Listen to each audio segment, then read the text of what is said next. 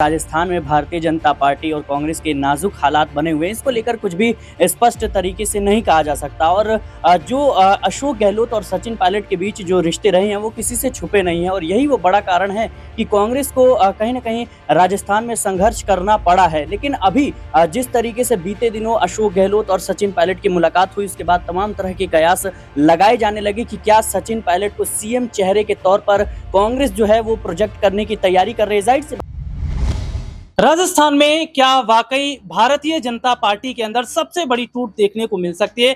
किरोड़ी लाल मीणा जिन्होंने phone tapping का आरोप लगाया था अपनी ही सरकार पर, उसके बाद हम देखते हैं कांग्रेस पार्टी के एक बड़े चेहरे गोविंद सिंह डोटासरा जिन्होंने एक बार फिर से फोन टैपिंग को लेकर बड़ी बात कही है। तो क्या राजस्थान में बीजेपी या कांग्रेस दोनों पार्टी के अंदर फोन टैपिंग हो रही है? और अगर फोन टैपिंग हो रही है तो क्या वाकई सबसे बड़ा खतरा राजस्थान में भारतीय जनता पार्टी के अंदर है? और दूसरी तरफ सीएम कुर्सी को लेकर भी देखा जा रहा है कि क्या अशोक गहलोत अगर सीएम बनने के रेस में है तो पायलट का क्या होगा, या अगर पायलट को मौका मिलता है तो गहलोत का अगला कदम क्या रहेगा? इन्हीं तमाम मुद्दों पर आज हम बात करेंगे, और बातचीत करने के लिए हमारे साथ हमारे जो तमाम सहयोगी वो हमारे साथ जुड़ेंगे। क्या पायलट के हाथ सीएम कुर्सी लगेगी या नहीं लगेगी, या गहलोत कांग्रेस पार्टी को छोड़ देंगे? तो सिराज भाई हमारे साथ मौजूद हैं। सिराज भाई, काफी समय से राजस्थान की जो राजनीति है उसमें हम लगातार उतार चढ़ाव देख रहे हैं, और फोन टैपिंग जैसा आरोप गोविंद सिंह डोटासरा ने लगाया है, पहले हम देख रहे थे किरोड़ी लाल मीणा ने भी लगाया था। तो क्या वाकई राजस्थान में खतरा दिखाई दे रहा है, खासतौर पर भारतीय जनता पार्टी के अंदर? क्योंकि कारण बताओ नोटिस भी जो है मीणा को जारी किया गया था। तो क्या आशंका है कि बीजेपी के जो विधायक है वो टूटते नजर आ रहे हैं, कांग्रेस की तरफ जा रहे हैं? देखिए राहुल जी, जिस तरीके से राजस्थान में भारतीय जनता पार्टी और कांग्रेस के नाजुक हालात बने हुए हैं, इसको लेकर कुछ भी स्पष्ट तरीके से नहीं कहा जा सकता। और जो अशोक गहलोत और सचिन पायलट के बीच जो रिश्ते रहे हैं वो किसी से छुपे नहीं हैं, और यही वो बड़ा कारण है कि कांग्रेस को कहीं ना कहीं राजस्थान में संघर्ष करना पड़ा है। लेकिन अभी जिस तरीके से बीते दिनों अशोक गहलोत और सचिन पायलट की मुलाकात हुई, उसके बाद तमाम तरह के कयास लगाए जाने लगे कि क्या सचिन पायलट को सीएम चेहरे के तौर पर कांग्रेस जो है वो प्रोजेक्ट करने की तैयारी कर रही है। जाहिर सी बात है कि अशोक गहलोत की जो राजनीति है वो कहीं ना कहीं अपने अंतिम पड़ाव पर है, और ये तमाम जो नेता हैं, खासतौर पर अगर हम बात करें अशोक गहलोत की, कमलनाथ की, तो ये नेता हैं जो कहीं ना कहीं अब आखिरी दौर से गुजर रहे हैं। और जैसा कि मध्य प्रदेश में जिस तरीके से कह सकते हैं कि कांग्रेस ने जीतू पटवारी को जिम्मेदारी सौंपी, वैसा ही कुछ देखने को मिल रहा है राजस्थान में भी। सचिन पायलट पर लगातार कांग्रेस पार्टी का जो भरोसा है वो देखने को मिल रहा है। और इसके साथ ही देखा जाए तो सचिन पायलट को बीते कई विधानसभा चुनाव के दौरान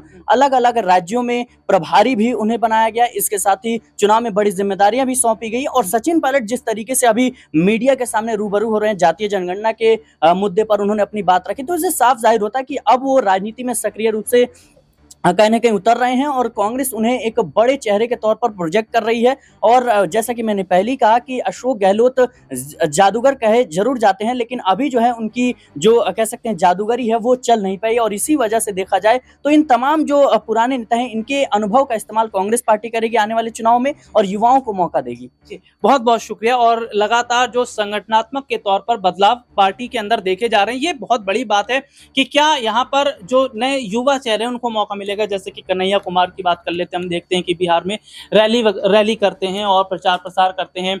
इसके अलावा हम देखते हैं कि दिल्ली भी आते हैं कुछ समय पहले, और इसके अलावा सचिन पायलट का भी हम यही देखते हैं। और क्या वाकई अशोक गहलोत और सचिन पायलट के बीच एक बार फिर सीएम कुर्सी को लेकर तकरार बढ़ रही है? इसी मुद्दे पर हमारे साथ बातचीत करने के लिए दीपक भाई मौजूद है। दीपक भाई, बहुत बहुत स्वागत है इस प्रोग्राम में आपका। दीपक भाई, राजस्थान के अंदर जिस तरीके से एक बार फिर देखा जा रहा है कि सीएम कुर्सी को लेकर पायलट और गहलोत आमने सामने हैं, गहलोत फिर से चाह रहे हैं कि सीएम कुर्सी उन्हें मौका मिले, लेकिन अभी हाल ही में तस्वीर आई पायलट और गहलोत की, वो ये बता रही थी कि शायद कहीं ना कहीं जो बहुत बड़े हद तक पायलट गहलोत के बीच 36 का आंकड़ा था वो खत्म हो गया। लेकिन एक बार फिर अगर कुर्सी की बात है और गहलोत अगर पीछे नहीं हटते हैं, वो सीएम कुर्सी को लेकर जो है अगर अपना आगे मत रखते हैं, तो पायलट का क्या होगा? और अगर कांग्रेस में युवाओं की बात हो रही है, अगर पायलट को मौका दिया जाता है तो फिर क्या गहलोत कांग्रेस छोड़ सकते हैं?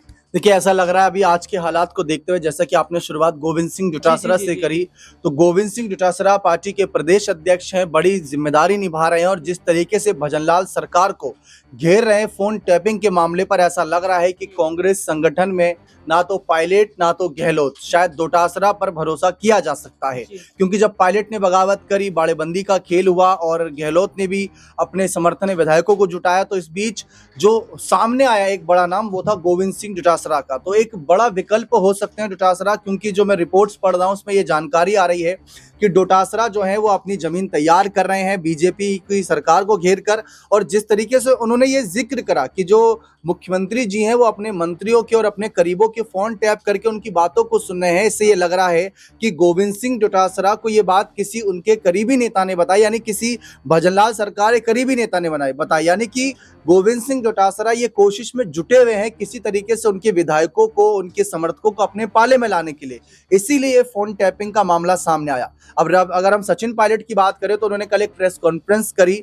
प्रेस कॉन्फ्रेंस अगर सचिन पायलट कर रहे हैं तो आप में से बहुत से लोग सोच रहे होंगे कि राजस्थान के मुद्दों पर बात करी होगी, शायद फोन टैपिंग पर बात करोगे। ऐसा बिल्कुल नहीं था। उन्होंने जातिगत जनगणना जो केंद्र सरकार फैसला ला रही है उस पर बात करी। तो ऐसा लग रहा है कि सचिन पायलट शायद अब राहुल गांधी की टीम में शामिल हो गए, यानी कि वो केंद्र के नजरिए से अपनी तैयारी कर रहे हैं। और गहलोत जो हैं वो राजस्थान में अपने आप को आगे रख रहे हैं इस उम्मीद में कि कल को उनको आगे कर दिया जाए। लेकिन इन सबके बीच गोविंद सिंह डोटासरा का बड़ा नाम सामने आ रहा है, क्योंकि जैसे कि हम पायलट का जिक्र करते हैं तो पायलट ने भी 2013 में 21 सीटों से 100 सीटों पर लाने का काम किया था, तब वो प्रदेश अध्यक्ष पद पर थे। और आज वही प्रदेश अध्यक्ष पद पर गोविंद सिंह डोटासरा हैं। तो हो सकता है कि गोविंद सिंह डोटासरा को कांग्रेस आलाकमान ने हरी झंडी दिखाई हो, इसीलिए वो भजनलाल सरकार पर इतना बड़ा आरोप लगा रहे हैं।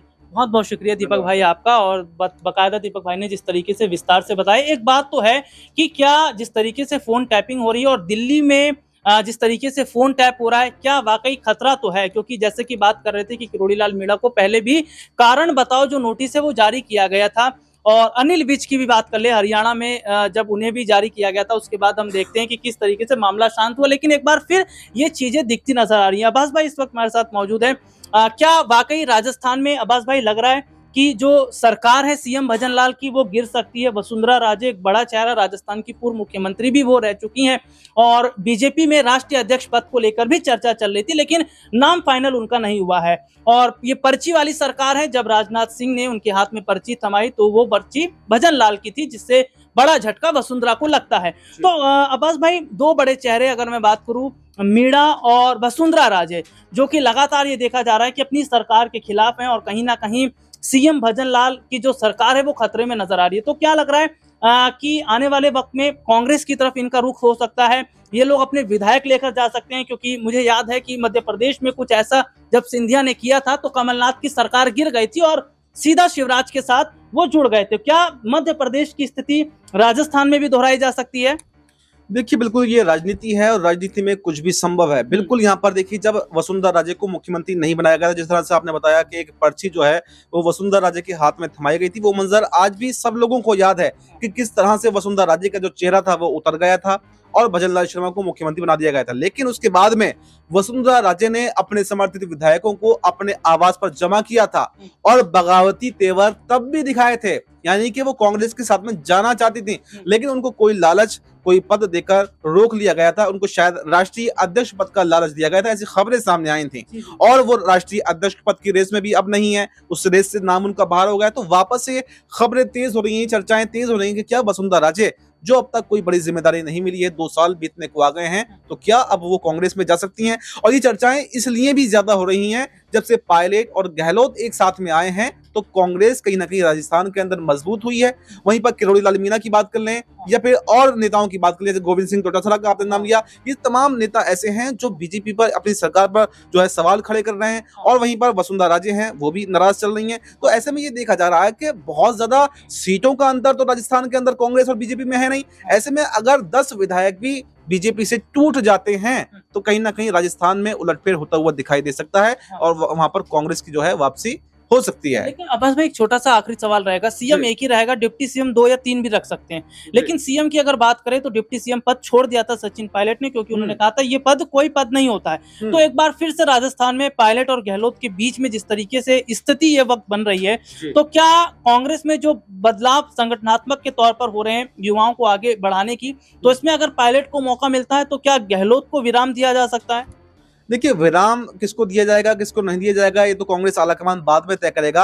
अभी तो अशोक गहलोत यही कहते हुए दिखाई दे रहे हैं कि वो पायलट के साथ में, देखिए अभी कोई सीट बंटवारे की तो बात है नहीं, मुख्यमंत्री कुर्सी की तो बात है नहीं, लेकिन हाँ, इससे पहले जरूर देखा गया था जब अशोक गहलोत की सरकार थी तो विवाद यहाँ पर सचिन पायलट और अशोक गहलोत के बीच में अपने चरम पर पहुंच गया था। और वहां पर उस समय अगर आप याद करें, सचिन पायलट भी बगावत पर उतर आए थे, विधायकों को लेकर धरना प्रदर्शन दे रहे थे, यानी साफ साफ संदेश जो है वो दे रहे थे, लेकिन उन्होंने पार्टी का दामन नहीं छोड़ा और इसीलिए शायद पार्टी आज उनको आगे बढ़ाने का प्रयास कर रही है। वहीं पर अगर अशोक गहलोत की बात कर लें तो अशोक गहलोत अब जो है बूढ़े हो चुके हैं और एक उम्र का तकाजा भी एक चीज होती है, और हो सकता है कि अब कांग्रेस आलाकमान उनको दूसरी जिम्मेदारी दे, उनको चुनाव प्रचार के लिए इस्तेमाल किए, संगठन को मजबूत करने में इस्तेमाल करे। वहीं पर इसके अलावा अगर अशोक गहलोत को दूसरी जिम्मेदारी दी जाती है तो कहीं ना कहीं जो उनके बेटे वैभव गहलोत हैं उनका कद पार्टी के अंदर बढ़ सकता है, और ये देखा जा सकता है कि सचिन पायलट सीएम बन जाए तो वहीं पर अशोक गहलोत के बेटे वैभव गहलोत को डिप्टी सीएम जैसा पद जो है वो आने वाले समय में दिया जा सकता है। अशोक गहलोत सीएम बनते हैं, वैभव गहलोत अगर डिप्टी सीएम बनते हैं, तो फिर पायलट का क्या होगा, ये एक बड़ा सवाल है। या फिर पायलट आने वाले समय में बीजेपी के साथ हाथ मिला सकते हैं। ये तमाम खबरें जो फिलहाल सियासत में इन दिनों चल रही हैं, लेकिन आने वाले वक्त में तस्वीर पूरी तरीके से साफ जरूर हो जाएगी। फिलहाल आज के इस प्रोग्राम में इतना ही, मुझे इजाजत दीजिए।